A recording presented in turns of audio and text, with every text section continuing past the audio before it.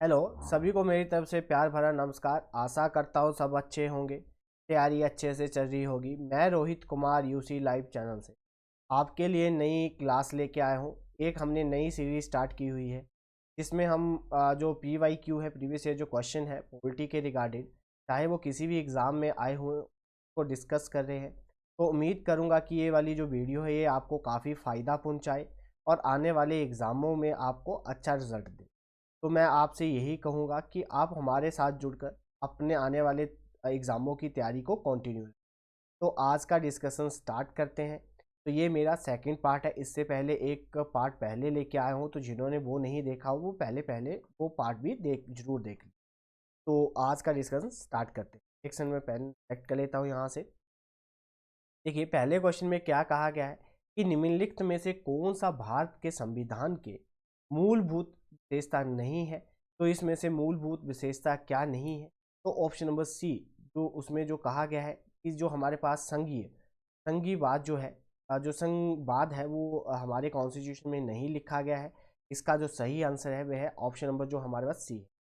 अब जो मौलिक अधिकार है ये हमारे कॉन्स्टिट्यूशन में लिखे गए हैं, और ये जो मौलिक अधिकार है ये हमारे पास भाग भाग हमारे पास 3 में आते हैं, और अनुच्छेद आर्टिकल, ये आर्टिकल हमारे पास 12 से लेकर 35 तक रहते हैं। जो न्यायपालिका की स्वतंत्रता है, कि न्यायपालिका जो है वो स्वतंत्र रूप से काम करेगी, ये भी हमारे कॉन्स्टिट्यूशन में लिखा गया है। संविधान के किसी भी भाग में संशोधन करने का संसद को निर्वाध अधिकार दिया गया है, कि वही जो हमारे पास संसद है वो हमारे कॉन्स्टिट्यूशन में कहीं भी अमेंडमेंट कर सकती है। तो उसका प्रावधान हमारे कॉन्स्टिट्यूशन में लिखा गया है। इसमें जो अनुच्छेद है 368 जो है इसके बारे में बात कर, और जो हमारे पास संघवाद है ये हमारे मूलभूत विशेषता नहीं है हमारे संविधान की। तो ऑप्शन नंबर सी जो है इसका सही आंसर है इस क्वेश्चन का। ठीक है, नेक्स्ट क्वेश्चन देखते हैं। निम्नलिखित में से कौन सी संघीय प्रणाली की विशेषता नहीं? तो संघीय प्रणाली की विशेषता कौन सी नहीं है? भारत सरकार के दो अलग अलग स्तर, इस सरकार के दो अलग अलग स्तर हमारे जो संघीय प्रणाली की विशेषता नहीं। तो इस क्वेश्चन का सही आंसर है ऑप्शन नंबर ए। सरकार के प्रति स्तरों की जिम्मेदारियों और शक्तियों एक लिखित संविधान में स्पष्ट रूप से परिभाषित है कि सरकार की क्या जिम्मेदारियां हैं, क्या उसके बारे में उसको संविधान में लिखा गया है। तो ये हमारे संविधान में ये बात लिखी। जो हमारे पास लेजिस्लेटिव पावर है और जो एग्जीक्यूटिव पावर है, इन दोनों को अलग रखा गया है, कि कानून कोई और बनाएगा और उसको एग्जीक्यूट कोई और करेगा, इसके बारे में लिखा गया। जो सर्वोच्चतम न्यायालय है वो इन प्रावधानों की व्याख्या और विवादों के मसलों में मध्यस्थता करने की जिम्मेदारी सौंपी गई है, कि मध्यस्थता करने की जिम्मेदारी सौंपी गई है, कि अगर जो भी हमारे पास जितनी भी रिस्पॉन्सिबिलिटीज़ हैं, अगर सरकार अपने काम को पूरी तरह से नहीं निभाती है और उसमें कुछ कमी रखती है, या वो सरकार जो हमारी सोसाइटी के हित के विरुद्ध है, तो उसमें सुप्रीम कोर्ट जो है उसमें बीच में आ सकती है और उसको बता सकती है सरकार को कि ये आपको यहाँ पे इम्प्लीमेंट नहीं करना है। तो ये भी कॉन्स्टिट्यूशन में लिखा गया है। तो इस क्वेश्चन का जो सही आंसर हुआ वो हुआ ऑप्शन नंबर ए जो है इसका सही आंसर। नेक्स्ट क्वेश्चन देखते हैं। भारतीय संविधान के किस भाग को संविधान की आत्मा कहा जाता है? तो संविधान की आत्मा किसे कहा जाता है? जो हमारे पास directive principle of state policy जो है जो directive principle of state policy ये हमारे पास है। दूसरा है हमारे पास मौलिक अधिकार को कहा जाता है, प्रस्तावना को कहा जाता है, संवैधानिक उपचार का अधिकार कहा जाता है। ठीक है जी, जो हमारे पास संवैधानिक उपचार का अधिकार है, जिसे सोल ऑफ द कॉन्स्टिट्यूशन जो हमारे पास आर्टिकल नंबर 32 में आता है, रेमेडीज जो है हमारे पास। ठीक है जी, तो इसको और जो कहा जाता है, क्या कहा जाता है, संविधान की आत्मा और हृदय। तो जो है हमारे पास वो किसे कहा जाता है? आर्टिकल नंबर 32 को कहा जाता है। वो किसके द्वारा कहा गया था? ये भीमराव अंबेडकर जी के द्वारा इसे कहा। क्लियर है? जो हमारे पास directive principle of state policy आते हैं, ये हमारे पास भाग फोर्थ में आते हैं, और अनुच्छेद 36 से लेकर 51 तक ये रहते हैं। प्रस्तावना जो है ये हमारा basic structure of the constitution है, और अभी तक एक ही बार इसमें संशोधन किया जा चुका है, और वो संशोधन कब किया गया है? 42 जो अमेंडमेंट हुआ था, जो संशोधन किया गया था 1976 में, 42 संशोधन किया गया था 1976 में, तभी प्रस्तावना में संशोधन किया गया था, और 3 वर्ड ऐड किए गए थे। सोशलिस्ट जी, सोशलिस्ट ऐड किया गया था, सेकुलर धर्मनिरपेक्ष, और इंटीग्रिटी कि ये तीनों के तीनों जो वर्ड है ये हमारे कॉन्स्टिट्यूशन में ऐड किए गए थे जब 42वां संशोधन किया गया था प्रस्तावना में, और एकमात्र एक बार ही किया गया है। और मौलिक अधिकार जो है हमारे पास, ये हमने किस कंट्री से लिए हुए हैं? तो यूएसए से लिए हुए हैं। और directive principle of the state policy जो है हमारे पास, ये हमने लिए हुए हैं आयरलैंड से। इससे लिए हुए हैं आयरलैंड से। और मौलिक अधिकार जो आते हैं ये हमारे पास पार्ट 3 में आते हैं, भाग 3 में आते हैं, और ये अनुच्छेद 12 से लेकर 35 तक रहते हैं। ठीक है जी, नेक्स्ट क्वेश्चन देखते हैं। इस क्वेश्चन का जो सही आंसर है वह है ऑप्शन नंबर डी है। नेक्स्ट क्वेश्चन देखते हैं। समानता के अधिकार को संविधान के अंतर्गत स्थान प्राप्त है, तो समानता का अधिकार जो है वो किस किस आर्टिकल में आता है? तो आर्टिकल 14 में आता है, आर्टिकल 15 में आता है, और आर्टिकल 16। आर्टिकल 14 बोलता है कि अब equality before law, equality before law की बात करता है। वो किस में आता है? इक्वालिटी बिफोर लॉ इसमें आता है। आर्टिकल 15 आता है कि किसी के साथ भी डिस्क्रिमिनेशन नहीं की जा सकती उसके सेक्स के आधार पर, ठीक है, उसकी जाति के आधार पर, उसकी रेस के आधार पर। तो वो जो आता है आर्टिकल 15 में आता है। आर्टिकल 16 में आता है इक्वल अपॉर्चुनिटी टू ऑल, कि सभी को पैसा कमाने के लिए क्या है? सेम अधिकार दिए गए हैं। वो किस में आता है? आर्टिकल हमारे पास आर्टिकल 16 में आता है। तो ये जो है इसका जो सही आंसर है वो है ऑप्शन नंबर सी। और ऑप्शन जो हमारे पास जो आर्टिकल अनुच्छेद जो है हमारे पास 13, वो क्या बताता है? Justice review. ठीक है, जस्टिस रिव्यू के बारे में जो आर्टिकल बात करता है वो है अनुच्छेद 13 जो है उसके बारे में बात करता है। नेक्स्ट क्वेश्चन देखते हैं। भारत जो India has the adopted a federation of a type, जो फेडरेशन सिस्टम है, जो संघ का सिस्टम है, हमने किस कंट्री से लिया है? तो कनाडा। ऑप्शन नंबर बी जो है इसका सही आंसर। नेक्स्ट क्वेश्चन की तरफ जाते हैं। भारतीय संविधान का कौन सा अनुच्छेद नागरिकों के लिए समान नागरिक संहिता का प्रदान करवाता है? नागरिक संहिता प्रदान करवाता है। अनुच्छेद 44 जो हमारे पास यूनिफॉर्म सिविल कोड आता है वो अनुच्छेद 44 में आता है। और ये हमें क्या बताता है कि सभी के लिए क्या होना चाहिए? सभी के लिए कानून सेम होना चाहिए। तो ये जो है अभी जो 3-4 स्टेट है जिन्होंने इसको इम्प्लीमेंट किया हुआ है, एक है हिमाचल प्रदेश, उत्तर प्रदेश, और उत्तराखंड। ये तीनों की तीनों जो स्टेटें हैं इन्होंने यूनिफॉर्म सिविल कोड क्या कर दिया है? इम्प्लीमेंट कर दिया है अपनी अपनी स्टेट में। तो जो इस क्वेश्चन का जो सही आंसर है वह है answer number option number B 44। Next है, भारत के संविधान का कौन सा अनुच्छेद संवैधानिक उपचारों के अधिकार से संबंधित है? तो आर्टिकल नंबर जो है हमारे पास 32। आर्टिकल नंबर 32 जो है वो उसको क्या कहा जाता है? The right to the constitutional remedies के नाम से उसको जाना जाता है। क्लियर है? और इसको और किस नाम से मैंने आपको बताया था, इसको क्या बोला जाता है? कि heart and the soul, heart and soul of the constitution जी। जो हमारे पास संविधान का हृदय और आत्मा किसे कहा जाता है? अनुच्छेद 32 को कहा जाता है। और किसके द्वारा कहा गया था? भीमराव अंबेडकर जी के द्वारा। इसी जो 19 है ये हमें हमें बोलता है 19 से 21 तक क्या आता है? Right to freedom. ठीक है जी, राइट टू फ्रीडम इसके अंडर आता है। और जो हमारे पास आर्टिकल 14 है ये हमें क्या बताता है? समानता का अधिकार। ठीक है, समानता का अधिकार। समानता का अधिकार किस में आता है? 14 में आता है। क्या इसमें बोला जाता है कि इक्वालिटी बिफोर लॉ, वो आर्टिकल 14 में आता है। जो हमारे पास आर्टिकल 21 में आता है वो बोला जाता है कि 6 साल से लेकर 14 साल के बच्चों को फ्री एंड कंपलसरी एजुकेशन देनी है, निःशुल्क शिक्षा प्रदान करवानी है। वो हमारे पास 21A में ये राइट टू एजुकेशन है कि शिक्षा का अधिकार इसमें आता है, तो 21A में आता है। और इसको कब ऐड किया गया था? जब हमारे पास 86 संशोधन किया गया था, अमेंडमेंट किया गया था 2002 में, तब इसको भारत कॉन्स्टिट्यूशन में रखा गया था और इसे अधिकार बनाया गया था कि सभी को शिक्षा मिलनी चाहिए, जो 6 साल से लेकर 14 साल के बच्चों को free and compulsory education. Next question देखते हैं। भारतीय संविधान का कौन सा भाग केंद्रीय राज्य वित्तीय संबंधों से संबंधित है?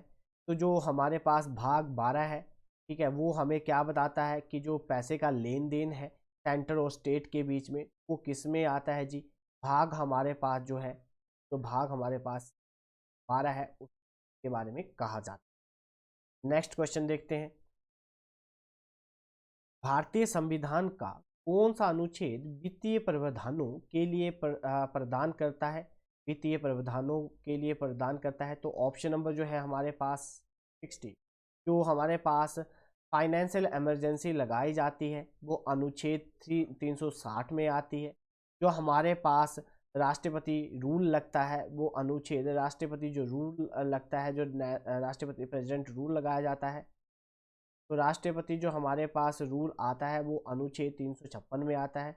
जो हमारे पास नेशनल इमरजेंसी लगाई जाती है, जो पूरे देश में लगाई जाती है, अगर हमारे पास कोई आक्रमण करता है, कोई बाहरी कंट्री हम पे आक्रमण करती है, तब उस टाइम जो हमारे पास इमरजेंसी लगाई जाती है वो 352 में आती है, जिसको नेशनल इमरजेंसी के नाम से जाना जाता है। ठीक है जी, नेशनल इमरजेंसी के नाम से उसे जाना जाता है। और जो हमारे पास अनुच्छेद 361, इसमें क्या बताया जाता है कि जो हमारे पास प्रेसिडेंट है, जो हमारे पास गवर्नर है, उनको प्रोटेक्शन के बारे में जो बात की जाती है वो अनुच्छेद 361 में बताया जाता है कि जो हमारे पास राष्ट्रपति है, जो हमारे पास राज्यपाल है, उनको कैसे प्रोटेक्ट करना है उसकी बात कहाँ की जाती है? अनुच्छेद 360। नेक्स्ट क्वेश्चन देखते हैं। भारतीय संविधान की किस अनुसूची में पंचायतों की शक्तियों का उल्लेख किया गया है? तो पंचायतों की शक्तियों का उल्लेख कहाँ किया गया है? जो हमारे पास अनुसूची 11 है उसमें पंचायती शक्तियों के बारे में बताया गया है। और इसमें 73rd जो हमारे पास संशोधन किया गया था, अमेंडमेंट की गई थी 1992 में, तब इसको ऐड किया गया था। जो 10th शेड्यूल है हमारे पास, जो 10th शेड्यूल है, ये हमें क्या बताता है? जो हमारे पास एंटी डिफ्लेक्शन लॉ, एंटी जो डिफ्लेक्शन लॉ आता है, एंटी डिफ्लेक्शन लॉ, ठीक है, वो किस में आता है? इसी में आता है। मतलब डिसक्वालिफिकेशन ऑफ दी मेंबर्स, ठीक है, कि जो हमारे पास एमपीज या एमएलएज होते हैं उसकी उनको डिसक्वालीफाई करना है, तो वो किस में आता है? 10th शेड्यूल में आता है। और इसको कब ऐड किया गया था? जब हमारे पास 52 अमेंडमेंट किया गया था, संशोधन किया गया था 1985 में, उसके बाद इसको 10th शेड्यूल में रखा गया था। 9th शेड्यूल में हमारे पास क्या आता है कि जो हमारे पास टैक्स है, ठीक है, या जो हमारे पास लैंड टैक्स है, प्रॉपर्टी है, उसके बारे में जो बात करता है वो आर्टिकल जो हमारे पास शेड्यूल 9th में आता है। जो हमारे पास लैंग्वेज, जो भाषाएं आती हैं, ठीक है, जो लैंग्वेजेस आती हैं, ठीक है जी, जो लैंग्वेजेस आती हैं हमारे पास वो किस में आती हैं? तो वो है हमारे पास 8वें में आती हैं। ठीक है, तो इस क्वेश्चन का जो हमारे पास पंचायत की पावर्स वगैरह जो आती है वो 11 में। नेक्स्ट क्वेश्चन देखते हैं। भारतीय संविधान का निम्नलिखित में से कौन सा अनुच्छेद भारत में नागरिकता से संबंधित है? तो जो सिटीजनशिप आती है हमारे पास किस में आती है? तो वो हमारे पास आर्टिकल नंबर अनुच्छेद 5 से लेकर 11 तक आती है।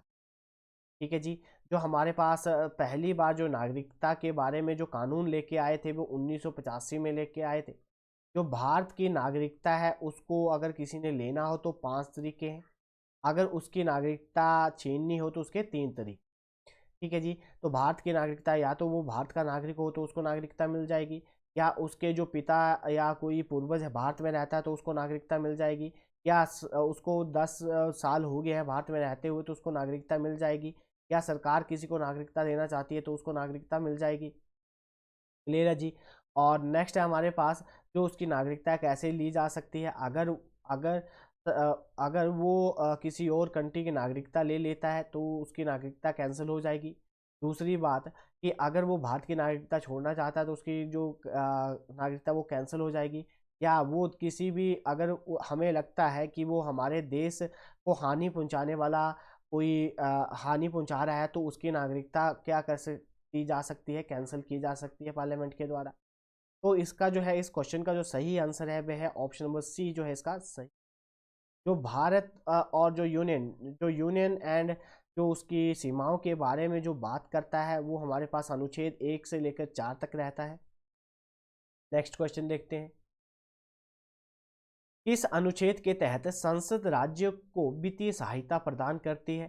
कि जो हमारे पास जो संसद है वो राज्यों को पैसा आवंटन करती है तो वो किसके अनुसार करती है? जो हमारे पास आर्टिकल 375 है। अगर कोई सेंटर सेक्टर स्कीम इम्प्लीमेंट की जाती है तो सेंटर क्या देता है? पैसा देता है। तो ये जो पैसा है ये किस अनुच्छेद के तहत देगा? 275 अनुच्छेद है उसके तहत वो पैसा आवंटन करेगा। नेक्स्ट क्वेश्चन देखते हैं। निम्नलिखित में से कौन सी अनुसूची राज्य और संघों के बीच में शक्तियों के विभाजन से संबंधित है?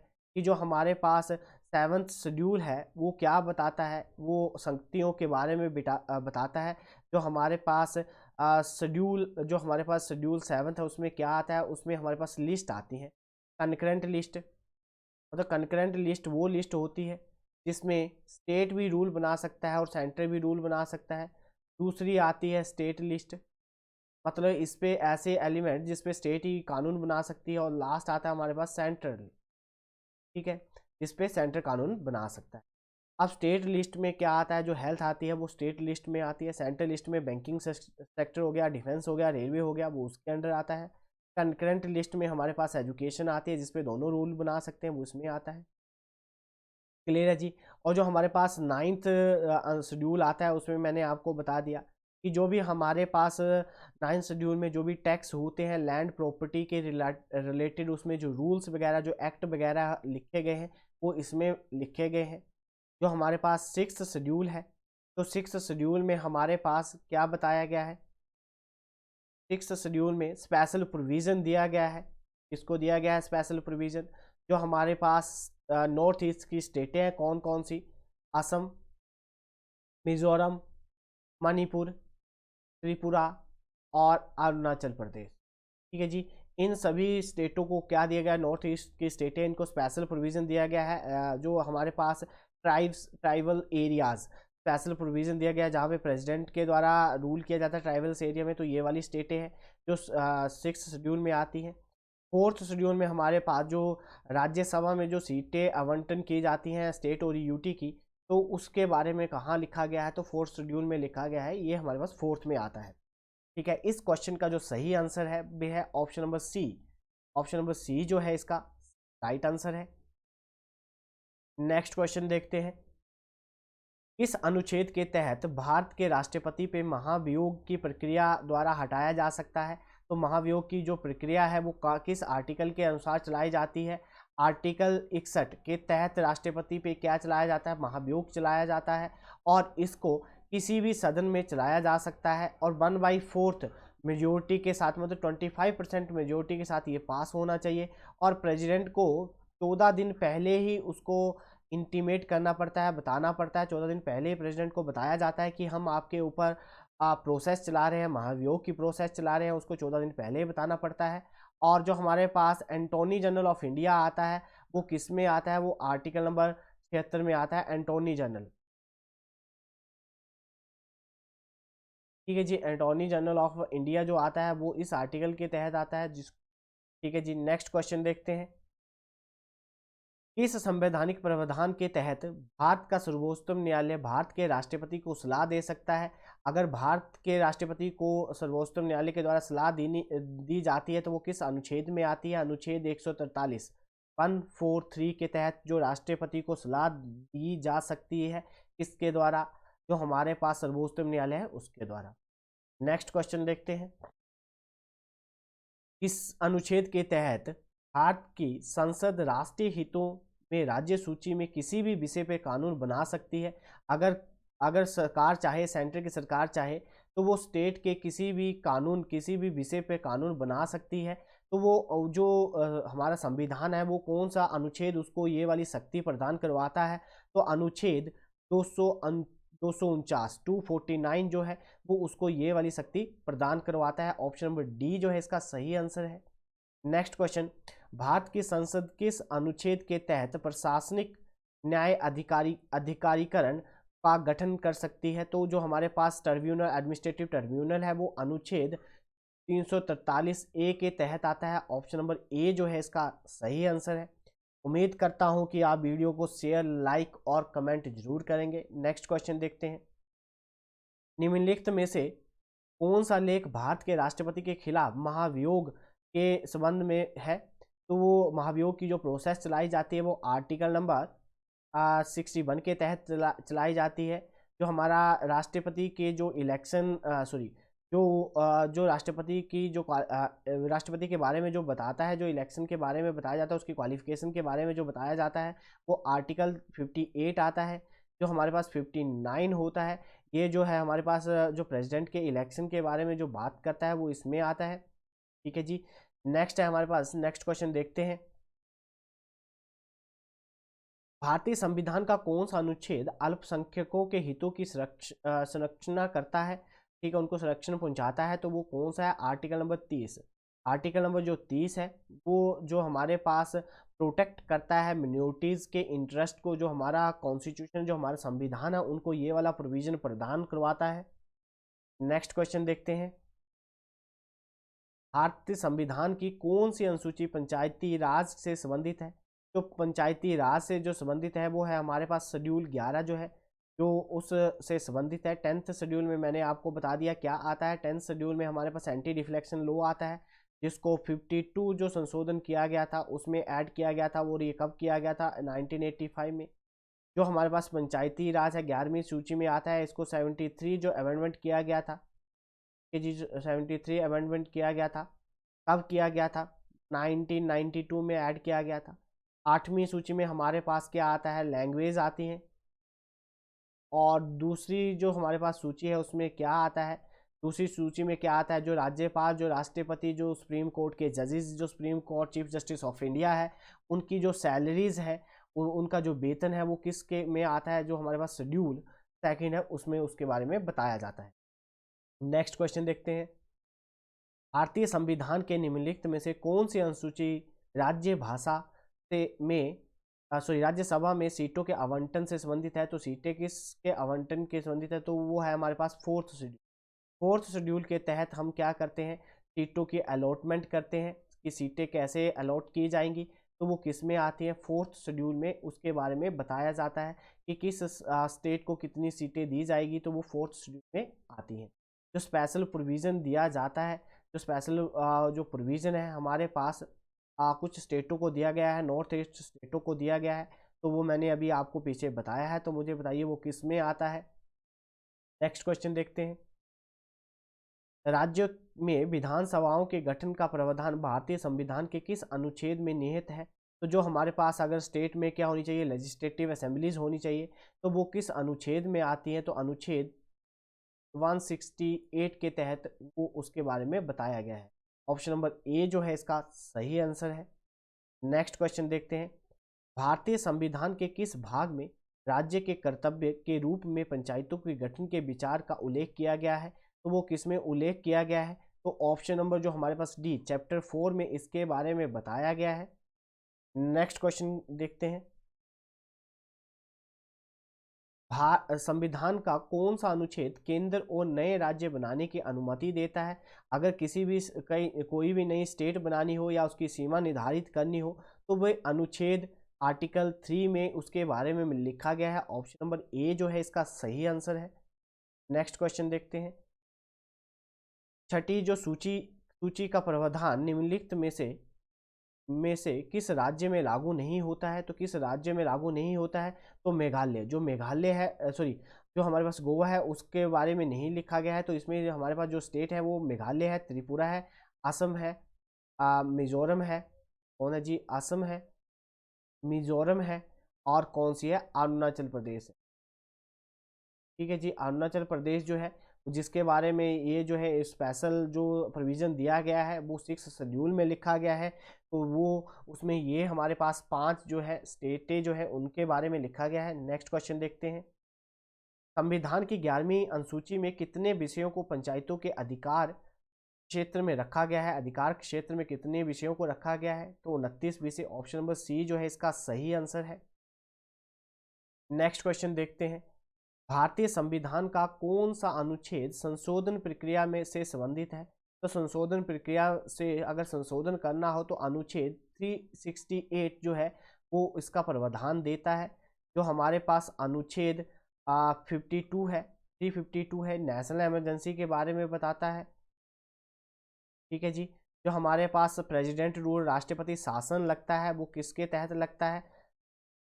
356 के तहत राष्ट्रपति शासन लगाया जाता है। ऑप्शन नंबर सी जो है इसमें राष्ट्रपति शासन के बारे में बताया जाता है। और इस क्वेश्चन का अगर हमारे कॉन्स्टिट्यूशन में संविधान संशोधन करना हो तो जो प्रोसीजर है, जो आर्टिकल है वो 368 इसके बारे में परमिशन देता है। नेक्स्ट क्वेश्चन देखते हैं। भारतीय संविधान के किस भाग में केंद्र और राज्य के बीच जो लेजिस्लेटिव रिलेशन है उसके बारे में बताया जाता है? तो किसमें बताया जाता है? जो हमारे पास 11th है। ठीक है जी, जो हमारे पास पार्ट 11th है।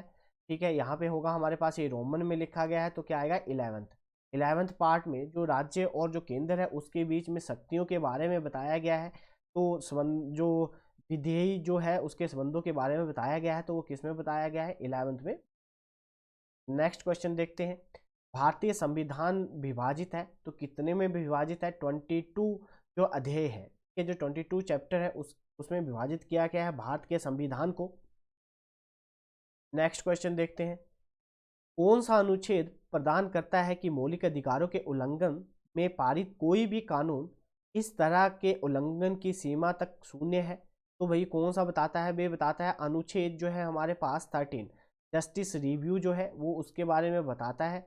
जो फंडामेंटल जो हमारे मौलिक अधिकार है अगर उनके उल्लंघन के खिलाफ है तो वो इसके बारे में बताता है। जो हमारे पास आर्टिकल 12 है, ये डेफिनेशन देता है, परिभाषा देता है किसकी, जो सिटीजनशिप है, नागरिकता की जो परिभाषा है वे अनुच्छेद 12 में लिखी गई है। जो आर्टिकल 14 है इसमें हमारे पास राइट टू इक्वालिटी के बारे में बात किया जाता है। राइट टू इक्वालिटी, समानता का अधिकार दिया जाता है। ठीक है, इक्वालिटी बिफोर लॉ के बारे में बोला जाता है। और आर्टिकल जो अनुच्छेद 18 है इसमें बोला जाता है एवोल्यूशन ऑफ द टाइटल्स, कि जो टाइटल्स हैं उसको आप अपने नाम के साथ नहीं लगा सकते। जैसे किसी को भारत रत्न मिला हुआ है या किसी को पद्म श्री मिला हुआ है तो वो अपने नाम के आगे उसको यूज नहीं कर सकता। तो ये जो है अनुच्छेद हमारे पास 18 में लिखा गया है। नेक्स्ट क्वेश्चन है हमारे पास, भारतीय संविधान का अनुच्छेद 249 किसके कार्यों से जुड़ा है? तो किसके कार्यों से जुड़ा है? स्टेट सूची जो है, जो स्टेट लिस्ट है वो जो कार्य करती है उसके बीच में जितने भी हमारे पास जो भी विषय रहते हैं उस पर जो कानून बनाती है वो अनुच्छेद 249 के तहत आता है। ऑप्शन नंबर बी जो है इसका राइट आंसर है। नेक्स्ट क्वेश्चन देखते हैं। भारतीय संविधान के निम्नलिखित में से कौन सा लेख मौलिक कर्तव्यों के प्रतिपादन करता है? तो 51A जो है, जो हमारे पास फंडामेंटल ड्यूटीज़ के बारे में बताता है। तो ये जो फंडामेंटल हमारे पास ड्यूटीज़ है इनको हमने कब ऐड किया गया था? 44th हमारे पास संशोधन किया गया था, अमेंडमेंट किया गया था 1978 में, तब इनको ऐड किया गया था। और ये जो फंडामेंटल ड्यूटीज़ हैं ये हमने यूएसएसआर रसिया से ली है। ठीक है जी। और जो हमारे पास आर्टिकल 35 है इसमें डेफिनेशन के बारे में बताता है कि जो हमारे पास जो डेफिनेशन है इस जो हमारे पास डेफिनेशन है हमारे पास डीएस, जो हमारे पास directive principle of state policy के बारे में जो डेफिनेशन है उसके बारे में बताता है। जो हमारे पास नेक्स्ट है 32, इसको जो है हमारे पास कॉन्स्टिट्यूशनल रेमेडीज़ के नाम से जाना जाता है। ठीक है, जो संशोधन के लिए जो रेमेडीज़ है ठीक है, जो कॉन्स्टिट्यूशन का दिल और आत्मा के नाम से जाना जाता है, वो अनुच्छेद 32 को कहा जाता है। और आर्टिकल 14 जो है, ये मैंने आपको बताया, राइट टू इक्वेलिटी, ठीक है, उसके बारे में ये बताता है, समानता का अधिकार। नेक्स्ट क्वेश्चन हमारे पास, राज्य शब्द को भारतीय संविधान के निम्नलिखित में से किस अनुच्छेद में परिभाषित किया गया है? तो जो है हमारे पास अनुच्छेद राज्य जो है उसके बारे में, शब्द के बारे में कहाँ लिखा गया है? तो किस आर्टिकल में लिखा गया है? आर्टिकल जो 8 है उसमें राज्य के बारे में लिखा गया है, अनुच्छेद 8 में। नेक्स्ट क्वेश्चन देखते हैं।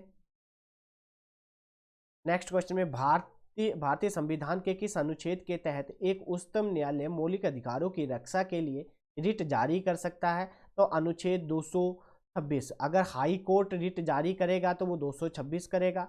अगर हमारे पास सुप्रीम कोर्ट, सर्वोच्चतम न्यायालय करेगा तो वो आर्टिकल 32 के तहत वो है। अगर किसी के फंडामेंटल राइट्स का हनन होता है तो जो सुप्रीम कोर्ट है वो आर्टिकल 32 के तहत रिट जारी कर सकता है, और हाई कोर्ट जो है वो आर्टिकल इसके तहत रिट जारी कर सकता है।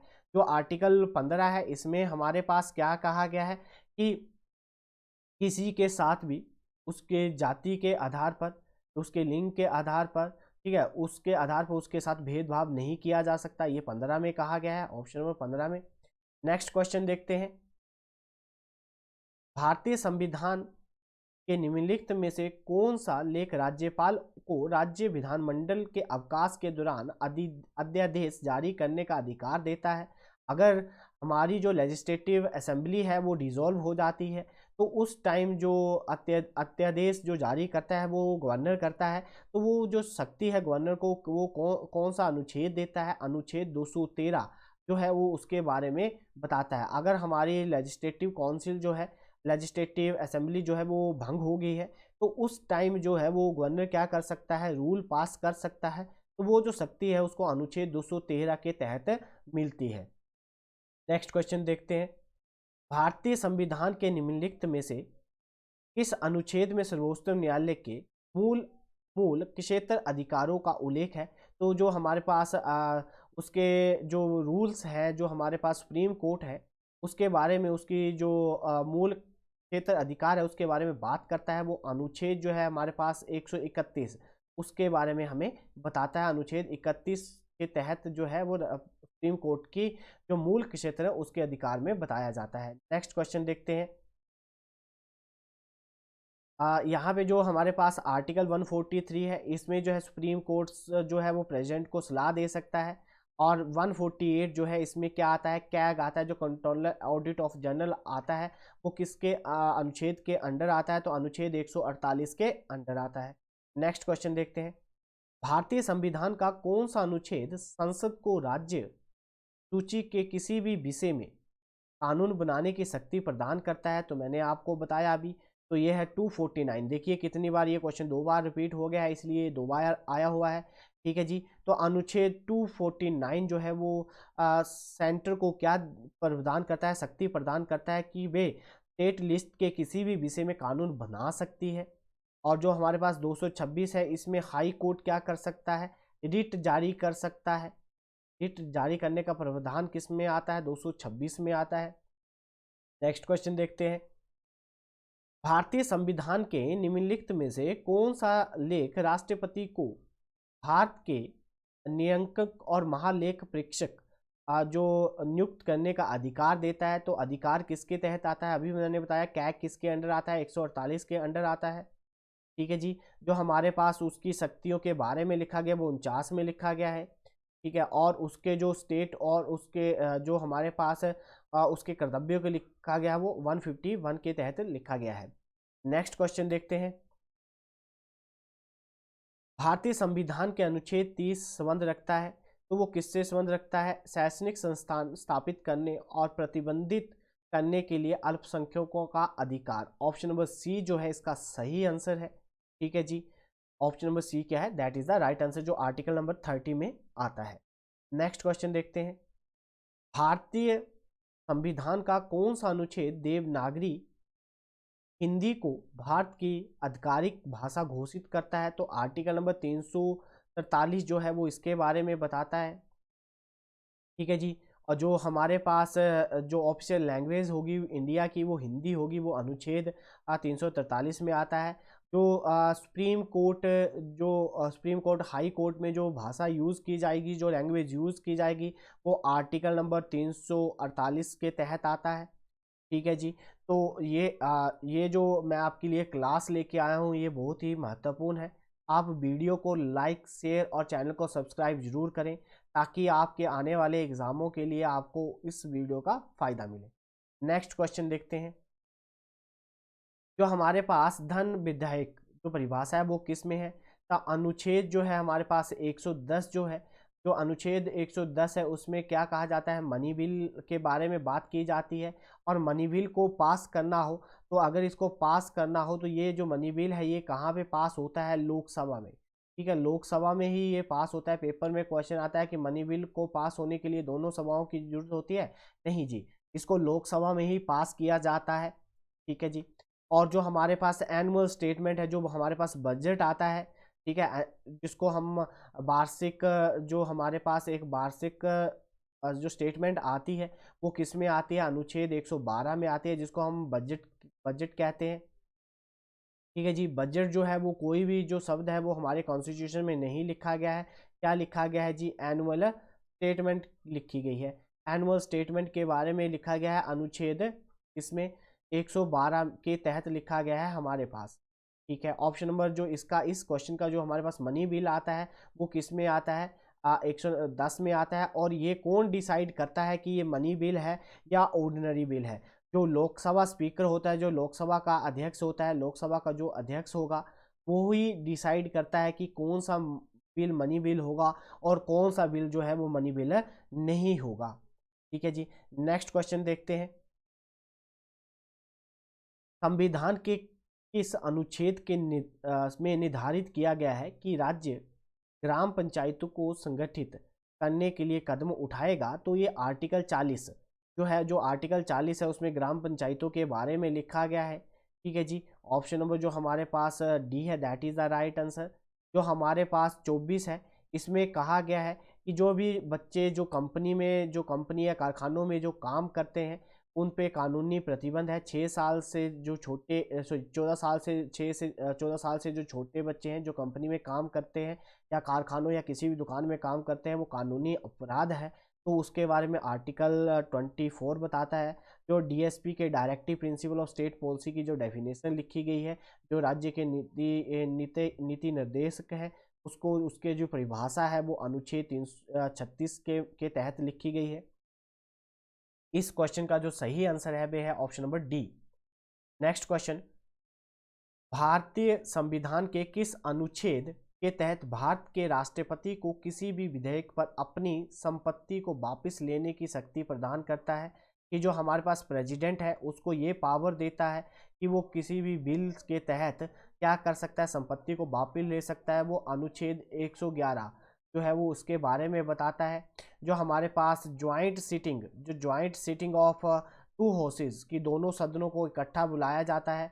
तो दोनों सदनों को जो इकट्ठा बुलाया जाता है, दोनों सदनों को इकट्ठा बुलाया जाता है, ज्वाइंट सेशन बोला जाता है इसको।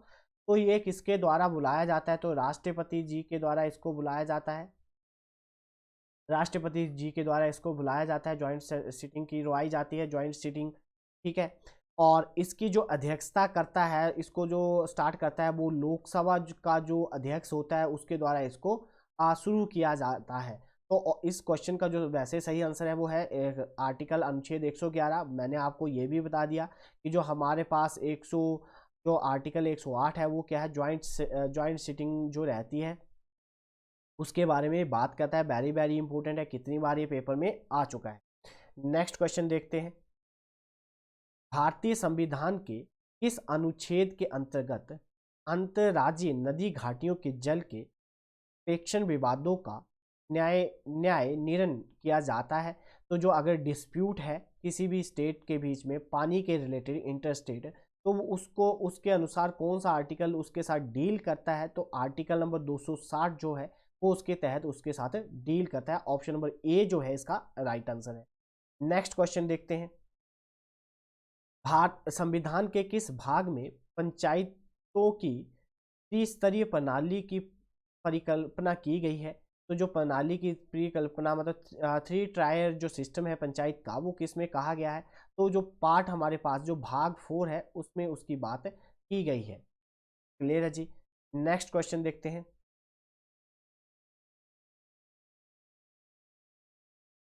इस यहाँ पे एक और बात बता देता हूँ कि जो हमारे पास भाग 12 है, इसमें म्यूनसिपल कॉरपोरेशन जो है, एमसी जो होती है, उसके बारे में बात की जाती है। इनको 74th अमेंडमेंट किया गया था, जो 74 संशोधन किया गया था 1992 में, उसमें एमसी को ऐड किया गया था। कहाँ पे? 12 में। और यहाँ पे पंचायती राज को, मतलब जो हमारे पास पंचायती राज है उसको ऐड किया गया था। ठीक है जी, जो हमारे पास पंचायती राज है उसको ऐड किया गया था 11th में। और ये जो था ये 73rd अमेंडमेंट था, 1992 में ही किया गया था। ठीक है जी।